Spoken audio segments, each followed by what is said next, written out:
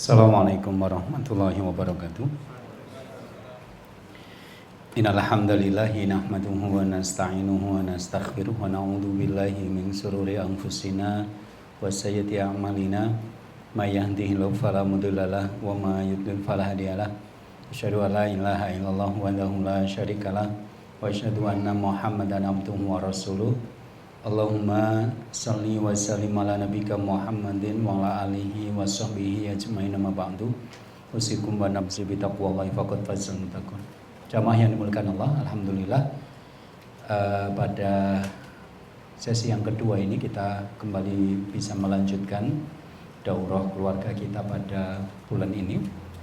Materi kita sedang di-copy sama panitia. Materinya adalah manajemen keseimbangan.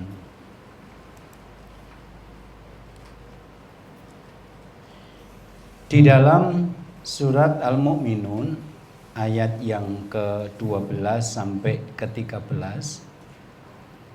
Allah menjelaskan bahwa penciptaan manusia dimulai dari saripati tanah. Kemudian dari saripati tanah inilah akan bercampur saripati tanah dalam tubuh laki-laki nanti akan menjadi sperma, dan saripati tanah dalam tubuh perempuan akan menjadi sel telur, ovum. Yang kita makan, yang kita minum semuanya berasal dari tanah, dan karena memang unsur utama kita tanah, maka ketika manusia itu mati dan dikubur, dia akan terurai kembali kepada unsur asalnya. Coba bayangkan kalau dari Adam sampai sekarang ini manusia yang dikubur tidak bisa terurai, maka ya dunia ini adalah pemakaman besar gitu. Nah, bertemunya antara sel telur, ovum dengan sperma itu nanti menjadi nutfah. Tsumma ja'alnahu nutfatan fi qararim makin, kemudian kami jadikan saripati tanah itu nutfah, campuran antara air mani dan sel telur yang kami simpan di tempat yang kokoh atau rahim. Kemudian dari nutfah ini Allah akan jadikan menjadi alaqah, segumpal darah. Kalau orang modern menyebutnya sebagai zigot. Alaqah itu adalah sesuatu yang menempel dengan kuat. Dia menempel dalam dinding rahim perempuan. Nah, dari alaqah ini kemudian menjadi mudghah, segumpal daging. Ayat ini kalau kita perhatikan ternyata sejalan dengan hadis ini. Cuma hadis ini menunjukkan kepada kita berapa lama proses itu terjadi. Ya. Di dalam hadis ini ternyata campuran antara sel telur dengan sel sperma yang bernama nutfah itu berada di dalam rahim ibunya arba'ina yauman, selama 40 hari.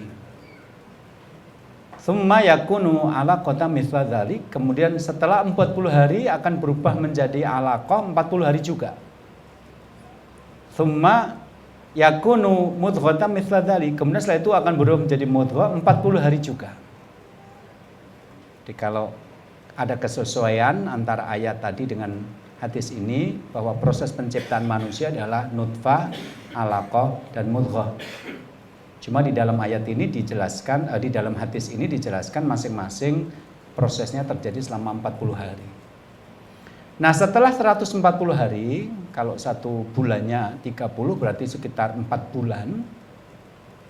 Tsumma yab'atsullahu malakan fayu'maru bi arba'in kalimatin. Kemudian Allah akan mengutus malaikat dan akan diperintahkanlah kepada malaikat ini untuk menulis hal-hal yang akan terjadi pada janin ini setelah dia lahir ke muka bumi tadi. Salah satu yang ditulis adalah masalah umur, berapa waktu yang nanti akan kita miliki dalam hidup ini. Jadi kalau Imam Hasan Basri mengatakan, Ibnu Adam innama antal ayyam kullama dhahaba yaumun dababa'tuk. Wahai manusia, sesungguhnya kamu adalah kumpulan hari-hari yang setiap satu hari berlalu berarti berkuranglah sebagian dirimu. Jadi misalnya ada bayi yang lahir misalnya. Kemudian Allah menetapkan umurnya adalah 1000 hari. Kira-kira 3 tahun karena 1 tahunnya 365 hari. Maka ketika dia lahir, proses mengurangi jatah hidup itu akan berlalu. 1 hari berlalu berkurang 1 hari. 1 hari berlalu berkurang 1 hari. Makanya ketika janin ini taruhlah Allah memberikan umur 1000 hari, kira-kira 3 tahun. Pada saat orang tuanya menyelenggarakan akikoh, sebenarnya anak ini umurnya tinggal 994 hari. Karena yang 6 hari sudah lewat, itu akikoh terjadi pada hari ke-7. Fix 6 hari sudah lewat. Jadi bayi ini umurnya tidak 1000 hari lagi, tinggal 994 hari. Dan 1 hari berlalu, 1 hari berkurang. Jadi apa yang kalau kita hitung bertambah sejatinya berkurang itu umur. Kita sering menghitungnya bertambah karena kita menghitung dari lahir. Tapi kalau kita hitung dari jatah hidup sebenarnya dia berkurang. Jadi kalau kita ketemu seseorang, berapa umurmu? Dia menjawab 25 tahun, berarti dia lahir 25 tahun yang lalu. Tapi kalau ternyata jatah umurnya cuma 26 tahun, berarti tinggal setahun lagi dia sebenarnya di dunia ini. Jadi berapa umurmu? Sudah berkurang 25 tahun, sebenarnya begitu. Dan ini perjalanan satu arah yang tidak bisa diulang, tidak bisa diputar lagi. Tidak ada penggantian, tidak ada pengulangan. Jadi 1 hari dalam hidup kita adalah tunggal, satu-satunya. Jadi kalau ada kalimat-kalimat yang mengatakan masa muda cuma 1 kali, tidak terulang kembali, maka bersenang-senanglah, nikmatilah. Ini kalimat-kalimat yang menjebak. Karena sebenarnya masa bayi juga cuma 1 kali, masa kanak-kanak juga cuma 1 kali, masa tua juga cuma 1 kali. Bahkan hari ini adalah 1 kali dalam hidup kita, nggak ada pengulangan. Kalau bulan depan saya, insya Allah Allah takdirkan datang lagi, itu sudah hari yang berbeda. Umur kita sudah berkurang sebulan setelah nanti kita bertemu bulan depan. Di kalimat-kalimat mumpung masih muda, tidak terulang 2 kali itu menjebak. Karena masa muda, kalau ternyata umurnya sudah di atas balik, sudah mimpi basah, kalau laki-laki sudah haid, kalau perempuan, dia sudah bertanggung jawab atas amalnya sendiri di hadapan Allah, dia sudah mukallaf. Ini pemahaman yang harus dibenarkan. Kalau kamu masih muda, kamu melakukan tindakan yang bodoh, konyol, kemudian mati, ya kamu sudah ditanya malaikat mungkar nakir di alam kubur nanti sebenarnya. Nah, yang menjadi pokok pembahasan kita adalah yang saya beri warna merah ini, tsumma yunfakhu fihi ruhu. Kemudian malaikat itu atas perintah Allah meniupkan roh ke dalam janin ini. Di situ pada umur 121 hari bertemulah unsur langit, roh dengan unsur tanah, tubuh. Dan ketika itu bersatu maka menjadi nafas jiwa. Dan karena dia punya menjadi jiwa, dia bisa bernafas. Jadi dibaca nafasun menjadi nafas, hembusan angin yang keluar dari mulut atau hidung kita, saya sebut nafsun berarti jiwa. Artinya ibu-ibu yang baru menikah awal kadang-kadang tidak sadar kalau dia sedang hamil karena sampai berumur sekitar 4 bulan, janin itu pertumbuhannya baru pertumbuhan kimiawi, campuran sel telur dengan sperma yang bergerak. Belum ada nyawa, belum ditiupkan ruh dalam janin ini.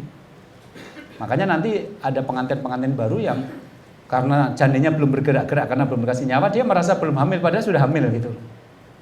Maka ada kasus-kasus ibu-ibu muda yang keguguran karena dia nggak ngerti kalau dia sedang hamil.